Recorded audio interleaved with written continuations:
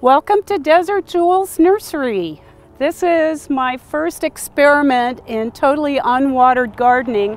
Over time I found out that this plant which is the northern buckwheat, a regional native, is the thing to plant if you have an area that is harsh and dry and almost impossible to vegetate. As you can see, it really likes it here. There are about 350 different species of native buckwheats.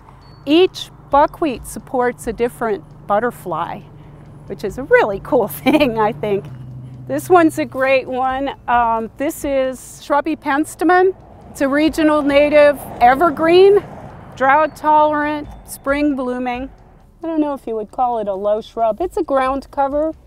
Creeping thyme. It takes light foot traffic. I don't think you could have a path in it, but you could put it among stepping stones. It would cover them up pretty quickly though. So a lot of people use kinnikinnick as a ground cover. I've found that it's not as drought tolerant as you might think. It likes a little shade, it likes a little water, but it's still a great plant. Very common in the landscape trade, very common in the nursery trade. This is one of my favorites. This is the orange globe mallow. It's a tough little plant. The first time I collected seeds, it was from the track of a 2-track road through the sagebrush. And it's absolutely wonderful little plant. Its first bloom, it's usually up about 3 feet tall, and many more flowers than this, but I'm happy it decided to bloom a second time. Pinon Pie. It will get pine nuts when it's 7 years old, they tell me. I'm looking forward to that. It's been in for 3 years. It only grows a little bit every year, so it would be an interesting little addition. That's a western juniper. They are a very nice dryland tree.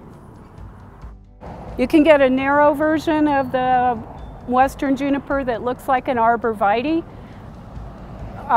but they have the advantage of being drought adapted and deer resistant. So where arborvitaes are very thirsty and the deer love them. This is narrow leaf milkweed, one of our local varieties of milkweed. And they are a monarch butterfly plant. I have seen a monarch on them down by the river. This is one of my favorites. This is Dwarf Sundrops, and I love it because it blooms all summer.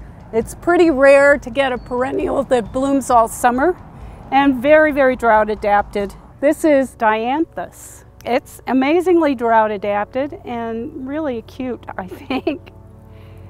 This is a patchy plume, and it blooms and has the fluffy seed heads all summer long.